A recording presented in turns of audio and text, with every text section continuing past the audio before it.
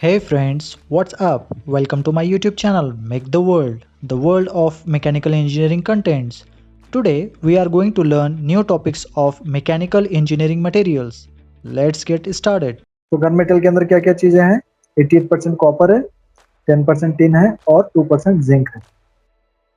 अब चूंकि इसको पहले गन बनाने के लिए इस्तेमाल किया जाता था, इसलिए इसको गन मेटल कहा जा रहा है। जिंक का क्या रोल है इसके अंदर?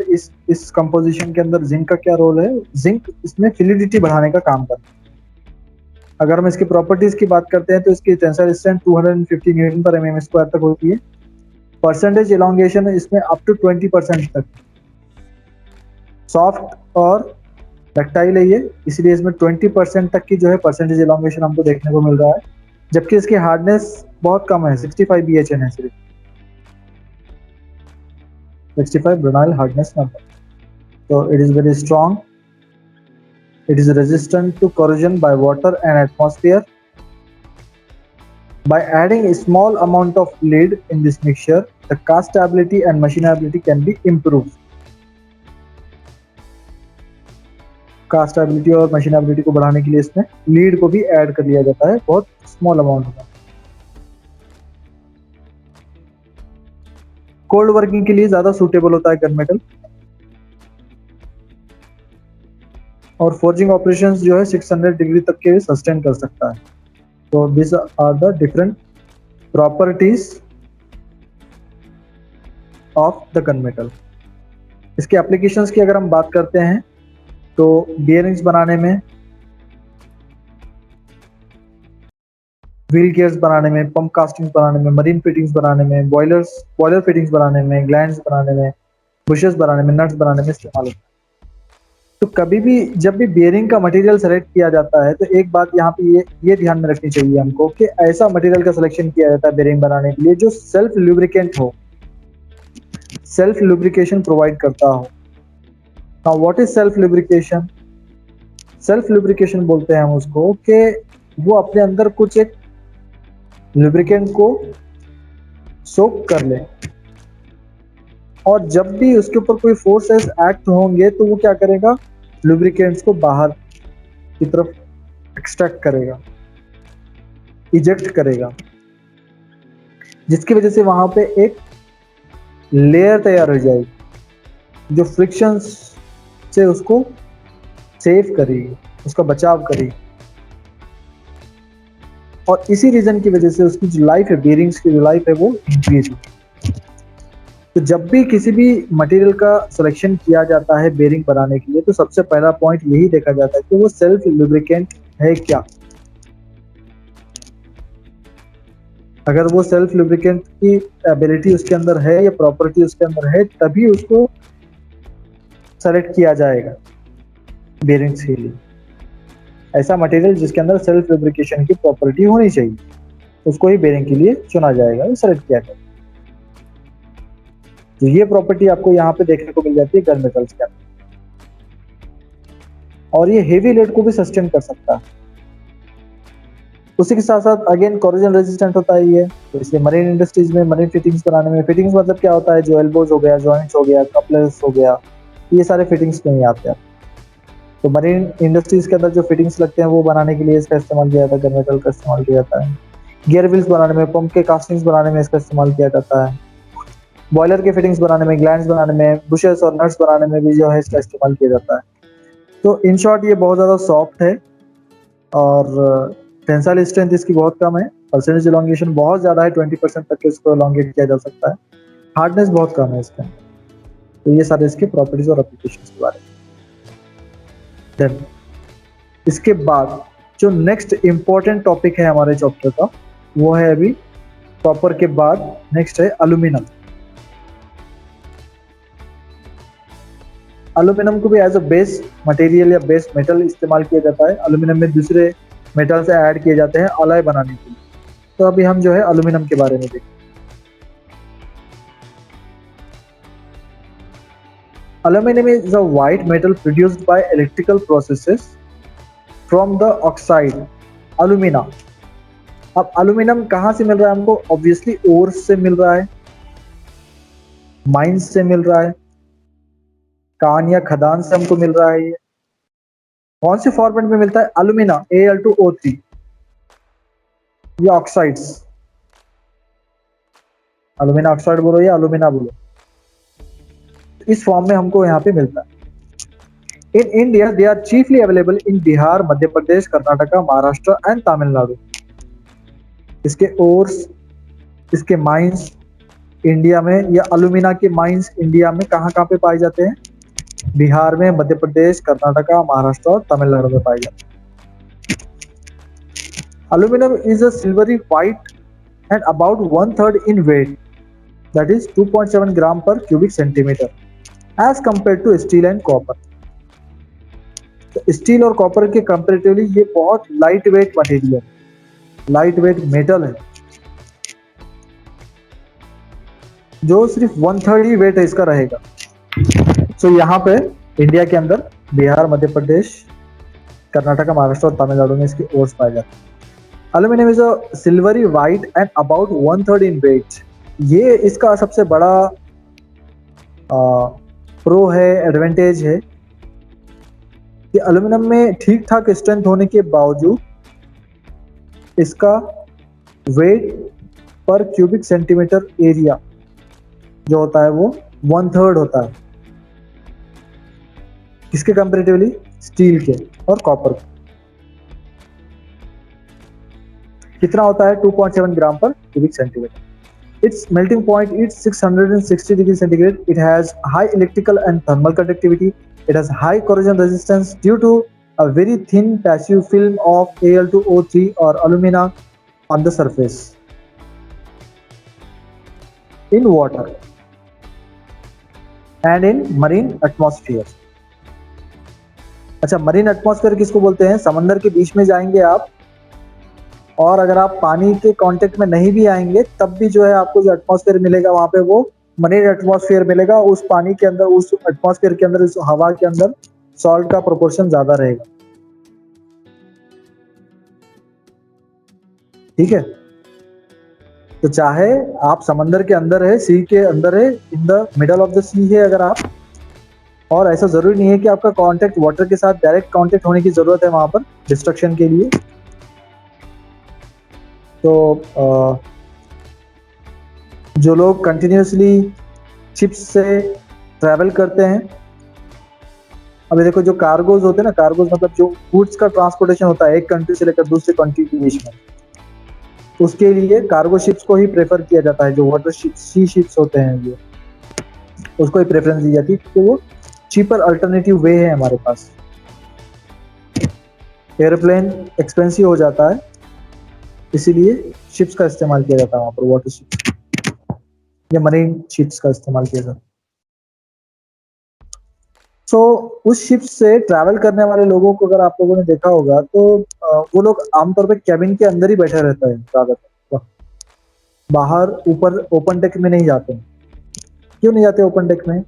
क्योंकि अगर वो ओपन डेक में जाएंगे ना तो जो उनका मॉइस्चर है, स्किन के ऊपर का जो मॉइस्चर है ना, वो लूज होने लगेगा। जिस तरीके से हम लोगों को विंटर सीजन में डिफिकल्टीज आते हैं ना, स्किन जो है क्रैक होने लगती है। क्यों क्रैक होने लगती है? Because the amount of moisture present in the atmosphere will get reduced और will be at minimum level. बहुत निचले स्तर पे पहुंच जाता है मॉइस्चर का परसेंटेज विंटर सीजन के अंदर। एटमॉस्फेरिक एयर के अंदर मॉइस्चर का जो प्रेजेंट है वो विंटर सीजन में बहुत निचले स्तर पे पहुंच जाता है, जिसकी वजह से हमारे स्किन के ऊपर जो मॉइस्चर है वो खींचने लगता है, वो एब्जॉर्ब करने लगता है। ऑब्वियसली नेचुरल टेंडेंसी क्या है? इक्विलिब्रियम स्टेट में आने की कोशिश करते हैं ना। जब भी दो बॉडीज एक दूसरे के कांटेक्ट में आते हैं तो वो ऑब्वियसली इक्विलिब्रियम स्टेट में आने की कोशिश करते हैं। तो हमारे स्किन के ऊपर, हमारे बॉडी के ऊपर जो मॉइस्चर कंटेंट रहते हैं वो ज्यादा होते हैं और एटमॉस्फेरिक एयर के अंदर जो मॉइस्चर कंटेंट होते हैं वो कम होते हैं, जिसकी वजह से वो इक्विलिब्रियम स्टेट में आने के लिए हमारे स्किन से मॉइस्चर कंटेंट को एब्जॉर्ब करना स्टार्ट कर देता है। तो उसका रिजल्ट हमारे स्किन के ऊपर क्रैक्स के तौर पे नजर आता है विंटर सीजन। तो उसको ओवरकम करने के लिए मॉइस्चराइजिंग क्रीम्स का इस्तेमाल किया जाता है लिप्स के ऊपर और हैंड्स के ऊपर, या फिर वो बॉडी के वो पार्ट्स जो डायरेक्ट एटमॉस्फेरिक एयर के कांटेक्ट में ज्यादातर आते हैं। तो उसी तरीके से जो लोग सी से ट्रैवलिंग करते हैं, सी रूट से ट्रैवलिंग करते हैं,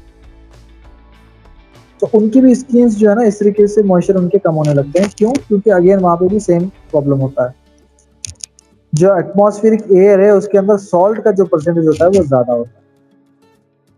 अब सॉल्ट कहाँ से आ गया एटमॉस्फेरिक एयर में? इवापोरेशन प्रोसेस के थ्रू।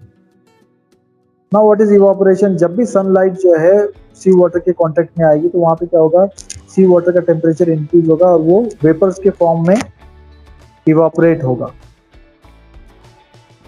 तो वो वाटर स्मॉल ड्रॉपलेट्स जो आप नेकेड आईज से देख भी नहीं सकते हो, उसमें वो कन्वर्ट हो जाता है और वो हमारी स्किन के साथ जब डायरेक्टली कांटेक्ट में आता है तो हमारा जो मॉइस्चराइजेशन है स्किन का उसको रिड्यूस करने लगता है, उसको हार्म करने लगता है।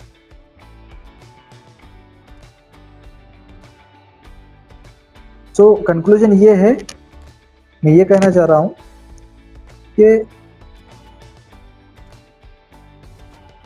सी वाटर के डिस्ट्रक्शन के लिए या सी वाटर से होने वाले डिस्ट्रक्शन के लिए ऐसा जरूरी नहीं है कि डायरेक्टली उस पार्ट का, उस मेटल पीस का सी वाटर के साथ कांटेक्ट में आना जरूरी नहीं है। डायरेक्ट कनेक्शन या डायरेक्ट कांटेक्ट जरूरी नहीं है। इनडायरेक्ट वे से भी उसका डिस्ट्रक्शन हो सकता है, जैसा कि हम लोगों ने फर्स्ट चैप्टर में पढ़ा था, ड्राई करोजन और वेट करोजन। तो it's a type of dry corrosion जिसके अंदर भी डिस्ट्रक्शन हो रहा है, लोअर रेट में हो रहा है, बट डिस्ट्रक्शन वहां पे होगा। तो ये जो एल्यूमिनियम और इसके अलॉयज है, ये ड्राई करोजन को भी रेजिस्ट कर पाते हैं आराम से, उसका कोई इफेक्ट नहीं होगा उसमें। उसी के साथ एल्यूमिनियम की जो मशीनेबिलिटी होती है, the ease with which raw material is been converted into finish product, this property of material is called as machinability. So aluminum possesses good machinability, good formability, good workability and castability. तो आप किसी भी method की मदद से उसको raw material से finish product या सेमी फिनिश प्रोडक्ट के अंदर उसको आसानी से कन्वर्ट कर सकते हैं with minimum efforts and lesser time. Then उसी के साथ साथ इट हैज हाई रिफ्लेक्टिविटी, जिसको हम लोग लस्टर बोलते हैं, and non-tarnishing characteristics. It is non-toxic and non-magnetic and non-sparking. ये सारे उसके properties. The main drawback of aluminum is its low hardness and poor strength. Hardness और स्ट्रेंथ इसकी कम रहती है। क्यों कम रहती है? उसका सबसे मेन जो रीजन है वो है इसका weight per unit area. Weight per unit area कम रहने की वजह से उसकी स्ट्रेंथ और उसकी हार्डनेस कम रहती है। और स्टील की या आयरन की हार्डनेस या स्ट्रेंथ ज़्यादा क्यों है? Because weight per unit area steel का या आयरन का ज़्यादा होता है, इसकी वजह से उसकी हार्डनेस और स्ट्रेंथ भी ज़्यादा होती है। बट यहाँ पे एल्यूमिनियम वाले केस में क्या है, 1/3 ये सिर्फ स्टील और कॉपर के comparatively weight per unit area, इसकी वजह से उसकी हार्डनेस और स्ट्रेंथ दोनों कम होते हैं। It is widely used in aircrafts and aviation industries as well as automobile industries. Along with that, it is also majorly used in overhead cables and electrical wirings and cooking utensils. अभी देखो, copper भी एक अच्छा conductor है heat और electricity का, और aluminium उसके बाद आता है। बट अगर हम कंपेयर करेंगे प्राइस के सेंस में, या एज अ प्राइस को एज अ मेजर फैक्टर अगर रखकर कंसीडर करेंगे हम लोग, तो कॉपर का जो प्राइस होता है वो बहुत ज़्यादा होता है, और एल्यूमिनियम का प्राइस जो है उसके कंपेरेटिव, कॉपर के कंपेरेटिव कम होता है। इसलिए जितने भी ट्रांसमिशन लाइंस आपको नजर आते हैं, transmission heavy high voltage transmission lines, जो टावर्स वगैरह होते हैं ना,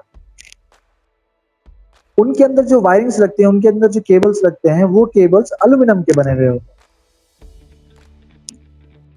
जबकि एल्यूमिनियम की इलेक्ट्रिकल कंडक्टिविटी कॉपर से कम होती है, तो कॉपर की यूज करने चाहिए थे, वहां पे कॉपर की क्यों नहीं यूज कर रहे, एल्यूमिनियम की क्यों यूज कर रहे हैं? बिकॉज कॉपर का रेट ज्यादा है और कॉपर हमारे पास इंडिया में कम मात्रा में अवेलेबल है। नेचुरली जो है कॉपर हमारे सरफेस में, इंडिया के सरफेस में, इंडिया के अर्थ के अंदर कॉपर कम क्वांटिटी में अवेलेबल है, जिसकी वजह से उसकी डिमांड ज़्यादा है, उसका प्राइस ज़्यादा है। और एल्यूमिनियम हमारे पास जो है ज़्यादा क्वांटिटी में, ज़्यादा मात्रा में अवेलेबल है इंडिया के सरफेस में, इंडिया की अर्थ में। जिसकी वजह से एल्यूमिनियम का प्राइस भी कम हो जाता है। तो this is the major reason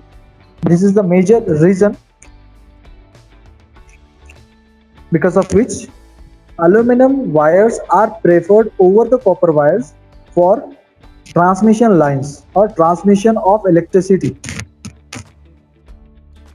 तो जितने भी ट्रांसमिशंस आपको नजर आते हैं, ट्रांसमिशन टावर्स नजर आते हैं, ट्रांसमिशन पोल्स नजर आते हैं आपको, उन सब के ऊपर जो वायर आपको देखने को मिलेगा वो एल्यूमिनियम का ही देखने को मिलेगा।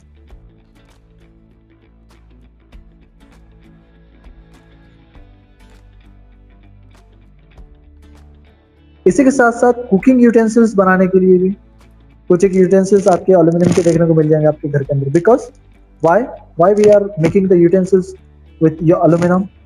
Because aluminium possesses the property of good thermal conductivity.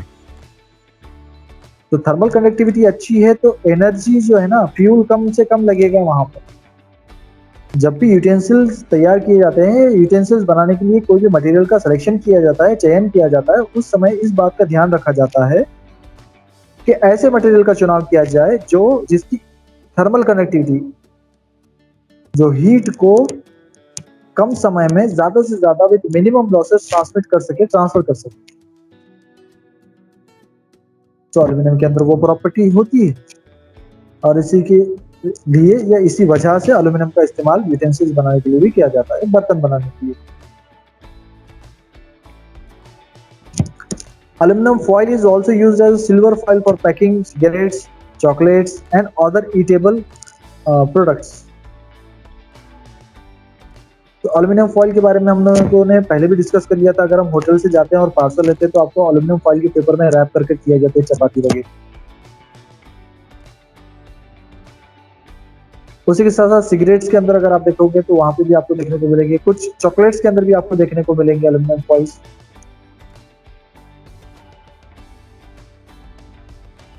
और भी जगहों पर जहां पर जैसा फ्रूटी वगैरह जो पाउच में आता है ना, आपको ऊपर से देखने पर तो लगता है कि वो पेपर का बना हुआ है, हार्ड पेपर का बना हुआ है, जैसा फ्रूटी वगैरह का 10 रुपए का जो सैचेट आता है। तो ऊपर से तो देखने के बाद आपको लगेगा कि वो पेपर का बना हुआ है, बट अंदर से अगर आप देखोगे तो एल्यूमिनियम की एक लेयर अंदर चढ़ाई हुई है। तो ऐसे जितने भी चीजें हैं, जैसा पिकल्स वगैरह हैं या और भी चीजें हैं जहाँ पे एल्यूमिनियम को यूज किया जाता है। Due to its high reflectivity and it is use for reflectors के तौर पे या मिरर्स के तौर पे या टेलीस्कोप के अंदर भी इसको इस्तेमाल किया जाता है, क्योंकि इसकी रिफ्लेक्टिविटी बहुत अच्छी होती है as a reflector, as a mirror. Aluminium को पहले मिरर के पीछे पेंट करने के लिए या कोट करने के लिए भी इस्तेमाल किया जाता है, बट नाउअडेज अभी इस्तेमाल नहीं किया जा रहा है। प्लीज अल्टरनेट तैयार कर लीजिए, क्योंकि एल्यूमिनियम का जो रेट है वो डे बाय डे बढ़ते जा रहा है और वो इकोनॉमिकल नहीं बचा है। देन अगर हम बात करते हैं एल्यूमिनियम अलॉयज की, तो aluminium finds widest use when alloyed with small amounts of other metals in addition of small quantities of other alloying elements converts this soft weak metal into hard and strong metal while still retaining its light weight. Alloys can be classified as cast or wrought alloy. तो aircraft या aviation, yes,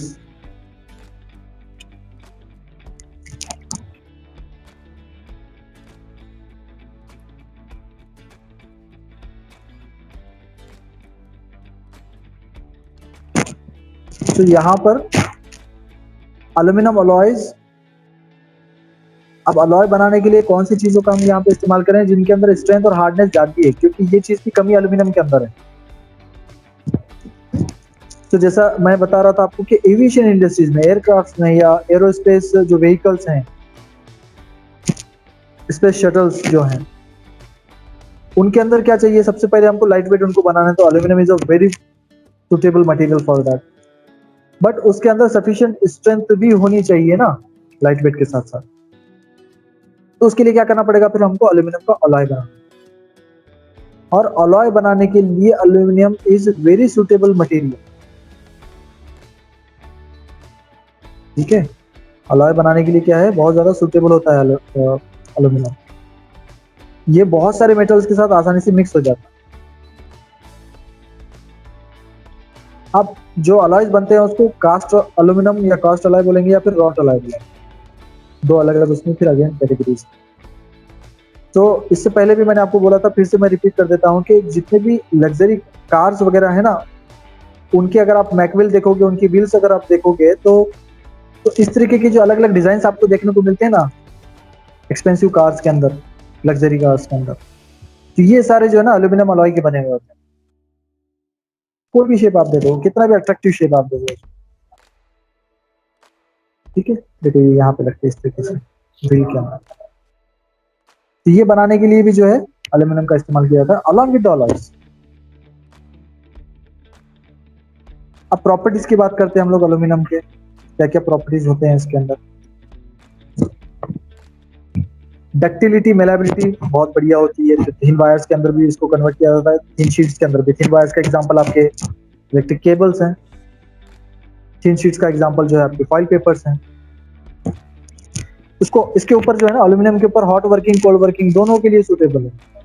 बहुत सारे metals जो हैं वो cold working के लिए suitable नहीं होते हैं, बट एल्यूमिनियम चूंकि सॉफ्ट और डक्टाइल मटेरियल है, इसलिए चाहे उसके ऊपर आप हॉट वर्किंग कर लो या कोल्ड वर्किंग कर लो, दोनों को भी जो है अच्छे से, वो लाइट इन वेट होता है as compare with the steel and copper. इसका जो वेट पर यूनिट एरिया है वो 1/3 होता है, बहुत ज़्यादा लाइट वेट रहेगा ये। इसकी स्पेसिफिक ग्रेविटी अगर हम देखेंगे तो 2.7 ग्राम पर क्यूबिक सेंटीमीटर है। It's very good conductor of heat and electricity, it carries more electricity as compare with the copper. नहीं, ये कम है, यहाँ पे अगर हम देखेंगे तो कम होती है, मिस्टेक है यहाँ पे। सबसे ज्यादा गोल्ड की रहती है, उसके बाद कॉपर की रहती है, देन उसके बाद एल्यूमिनियम की रहती है। देन उसके बाद इसको देखेंगे हम अलॉयज बनाने के लिए, कहाँ किसके किसके साथ अलॉयज बना सकता है, कॉपर के साथ, सल्फर के साथ, मैग्नीशियम के साथ, मैंगनीज के साथ, जिंक के साथ।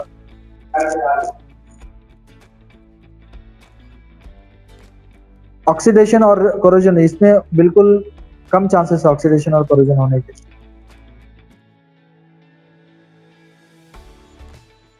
If corrosion takes place, the product of alumina, which is non-toxic, so the metal is suitable for food packaging.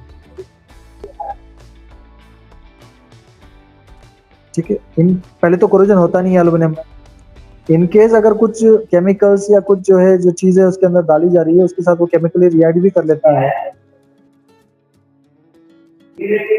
सो वो नॉन टॉक्सिक रिएक्शन रहता है, जिससे हेल्थ के ऊपर कोई हजार्डस नहीं रहेगा, कोई हेल्थ के ऊपर कोई नुकसान नहीं होगा। It remains ductile and tough up to 40 degrees centigrade, so useful in refrigeration and cryogenic services.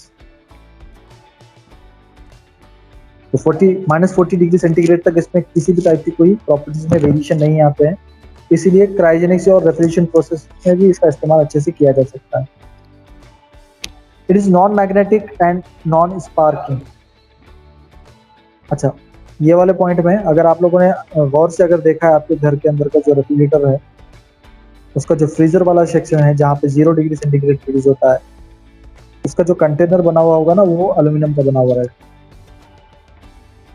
क्यों? क्योंकि -40 डिग्री सेंटीग्रेड तक एल्यूमिनियम की प्रॉपर्टीज में कोई चेंजेस नहीं आते हैं, उसकी डक्टिलिटी और टफनेस एज इट इज रहती। देन उसके बाद ये नॉन मैग्नेटिक और नॉन स्पार्किंग है, तो सबको पता ही है। It's powder deoxidiser, hence it is used in deoxidisation of steel and manufacturing of steel.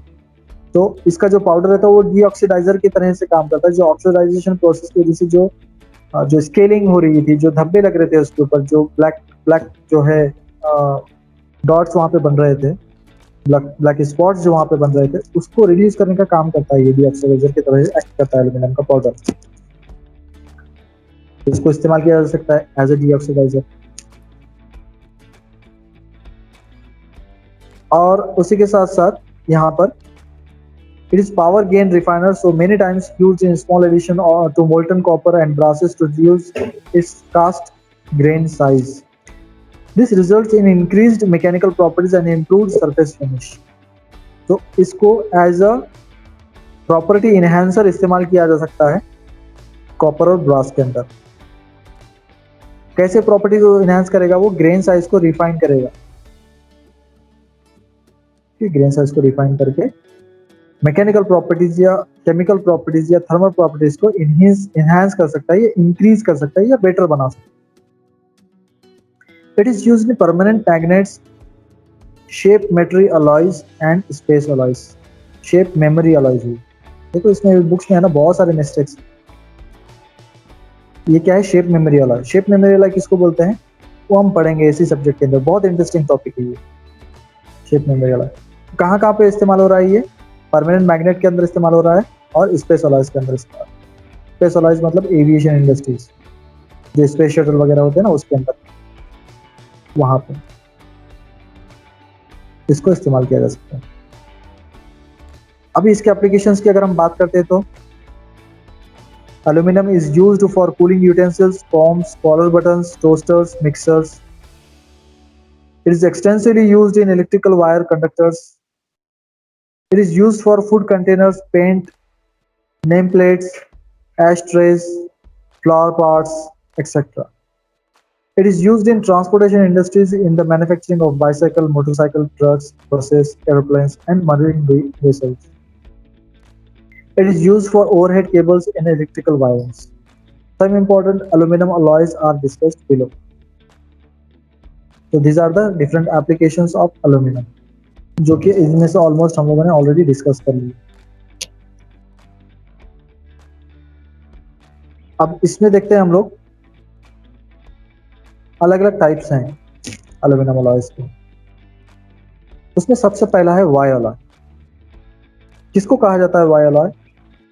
ऐसा मिक्सचर जिसके अंदर 3.5 से लेकर 4.5% तक कॉपर है, 1.8% से लेकर 2.3% तक निकल है, 1.2% से लेकर 1.7% तक मैग्नीज है, और बाकी जो भी पोर्शन बच जाएगा वो एल्यूमिनियम।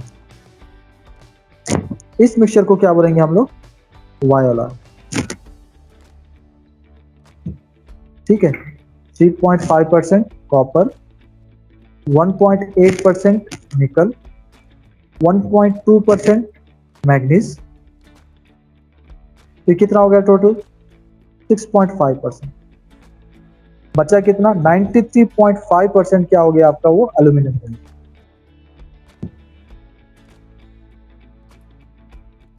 इसको बोलेंगे हम लोग वाई अलॉय। इसके अंदर किस तरीके की प्रॉपर्टीज आपको देखने को मिलती है? कास्टेबिलिटी इसकी बहुत अच्छी होगी। हॉट वर्किंग इसके ऊपर आसानी से परफॉर्म किया जा सकता है। हॉट वर्किंग किसको बोलेंगे? जब भी हम किसी भी मटेरियल को क्रिटिकल टेम्परेचर तक हीट करते हैं या रेड हॉट कंडीशन तक हीट करते हैं, देन उसके ऊपर किसी भी टाइप के फोर्सेस अप्लाई करते हैं, तो उसको कहेंगे हम हॉट वर्किंग। तो हॉट वर्किंग के लिए सुटेबल। जब भी हम क्या कर रहे हैं, रूम टेम्परेचर के ऊपर उसके ऊपर फोर्सेस अप्लाई कर रहे हैं रूम टेम्परेचर की, विदाउट इंक्रीजिंग इट्स टेम्परेचर। हम चाह रहे हैं कि रॉ मटेरियल को फिनिश प्रोडक्ट के अंदर कन्वर्ट कर देना, उसका शेप चेंज करना चाह रहे हैं इन शॉर्ट, और रूम टेम्परेचर के ऊपर ही फोर्सेस अप्लाई करना चालू कर दिया, तो उस प्रोसेस को कहेंगे हम लोग cold work.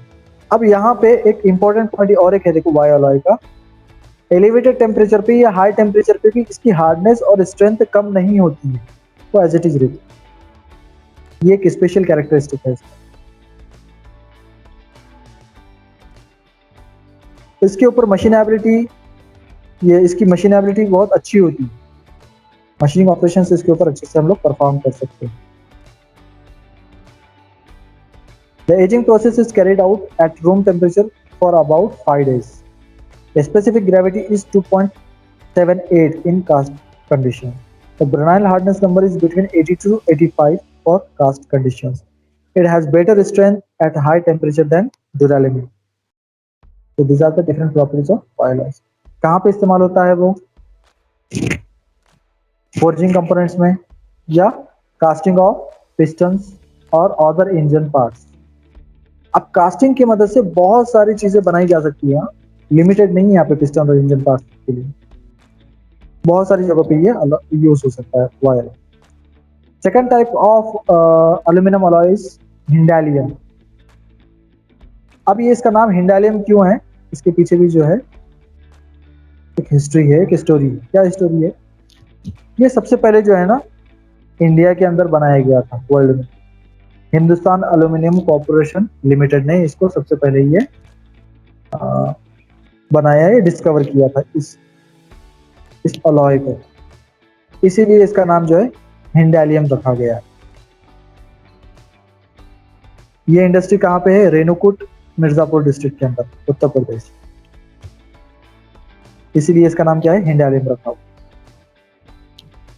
हिंडालियम is a alloy of aluminum, magnesium, manganese, chromium and silicon. It is manufactured as a rolled product, 16 gauge rolled product, mainly for anodized utensil manufacture. During its processing, special care is taken to maintain the required mechanical and surface characteristics. It contains 5% copper, 1.5% nickel, and a small amount of manganese, titanium, lead, cobalt, and zirconium. These are the different ingredients of the हिंडालियम। इसकी properties की अगर हम बात करते हैं तो it is very strong and hard, it can not be scratched, मतलब wear resistance इसका बहुत हाई है, टफनेस इसकी बहुत अच्छी है, स्क्रैचेस इसके ऊपर नहीं आए। It can take fine finish, smooth surface आपको देगा ये। It do not absorb much heat and thus while cooking it saves the fuel. Energy हमारी यहाँ पे बचेगी, फ्यूल यहाँ पे सेव होगा अगर हम हिंडालियम से बने हुए यूटेंसिल्स का इस्तेमाल करेंगे। It has dielectric strength, it can be easily cleaned, it do not react with food acids, it has low cost, it has superior creep resistance at elevated temperature, it is good corrosion resistant. So these are the few properties of the हिंडालियम। अगर applications की बात करते हैं, ये कहाँ कहाँ पे इस्तेमाल होता है? एरो इंजन्स बनाने में, एयरक्राफ्ट के इंजन्स बनाने में, जहाँ पे बहुत ज़्यादा हाई टेम्परेचर प्रोड्यूस हो जाता है। इससे पहले भी मैंने आपको बताया था, फिर से बताता हूँ। देखो ये जो पार्ट है ना, ये जो एरिया है, यहाँ पे हाई थ्रस्ट प्रोड्यूस हो जाता है। जब भी एयरक्राफ्ट का इंजन ऑन हो जाता है ना, तो यहाँ पे बहुत हाई थ्रस्ट प्रोड्यूस हो जाता है। इस तरीके का थ्रस्ट वहाँ पे प्रोड्यूस हो जाता है। कितना हाई टेम्परेचर होगा यहाँ पे, अभी सोचो। आप लिटरली यहाँ पे आपको फ्लेम्स नजर आ रहे हैं ना, तो इमेजिन करो कि यहाँ पे कितना हाई थ्रस्ट प्रोड्यूस हुआ, कितना हाई टेम्परेचर, कितना एलिवेटेड टेम्परेचर तक पहुंच गया होगा।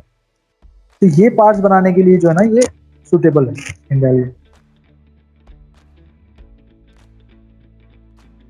अप टू 300 डिग्री सेंटीग्रेड तक वो उसको सस्टेन कर सकता है। It is used in household anodized utensils, it is used in manufacturing the automobile parts.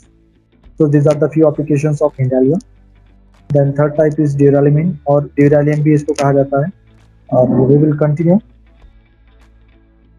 ड्यूरालियम और ड्यूरालिमिन in the next lecture. Thanks for watching the video. That's it for today. I will be back with new and interesting contents in the next video. Till then, take care and goodbye. Do not forget to hit subscribe button for getting notified when I will be back with new videos.